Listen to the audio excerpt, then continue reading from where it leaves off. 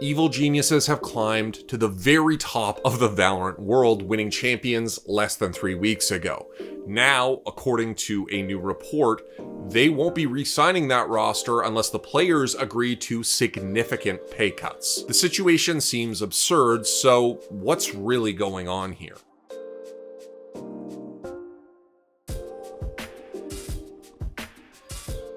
So less than 3 weeks ago, EG won Valorant Champions 2023. The team and its players were on top of the world. Demon one on the other side, Ethan's found, Mind Freak is down to 2. This could be it. Another chance for Jing, it's all over! EG are your Valorant World Champions!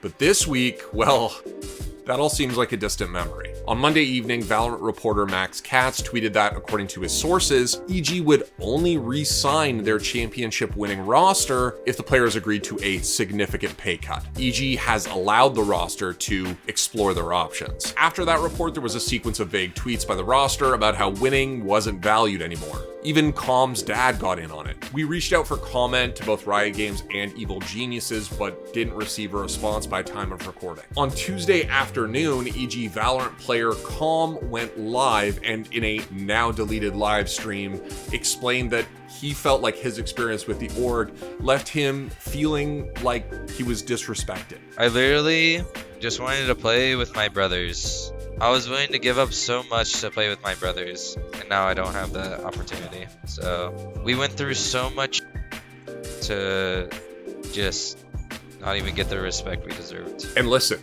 lots of other esports personalities got in on this thing. On Tuesday morning, Deserto journalist Jacob Hale tweeted that no one should be surprised that organizations are trying to push salaries down. Look, the specific numbers became a matter of discussion, but ultimately, I don't think they matter that much. As Bryce Bloom pointed out in this Twitter thread, if they're outstripping the ability to bring in money, that just can't happen long term. So I'm gonna focus on a different question. What does this actually mean? Well, for one, it shows a startling lack of power for these players to advocate for themselves at the highest level of competitive Valorant. I mean, you'd think winning a championship would entitle you to some amount of job security, but it kind of seems like that's not really the case here. And listen, the orgs that hold these franchise spots, they have a lot of power. They are essentially gatekeepers to the highest levels of competition in a given Valorant region. A tweet from Exalt seems to exemplify this attitude. If you want to play in franchising, well, there are only so many options. Some people alluded to this power imbalance, others accused actions like these of threatening to ruin Valorant. If the reports are accurate, then Evil Geniuses are seemingly more concerned with cutting costs than, well, most other things. And salaries are unfortunately a natural place for corporate eyes to fixate. The org CEO, Nicole LaPointe Jameson, recently stepped down from her position. She spoke with Digiday's Alexander Lee, and when asked if the org's LCS slot was up for sale, she kind of dodged the question more than anything else. Evil Geniuses, despite facing several controversies, also arguably did achieve a lot of their goals in terms of reaching new fans in new games. Maybe they view this tumultuous time as a moment to cut back and ride it out in the games where they found fans. Still, it's hard to stomach the symbolism of a championship-winning roster getting railroaded because their employer controls their access to top-level competition, if that's what's happening here. Now, these franchising partners were chosen by Riot based on what they called a competitive process with financial reviews. And honestly, if you go back and look at the LCS and LEC in the early days of franchising, they had this same stated long-term focus. I guess you need those partner teams to be able to survive too, and more generally, we're still feeling the effects of the general esports downturn. The last thing we need to talk about here. Evil Geniuses are looking to cut costs even in their championship-winning roster.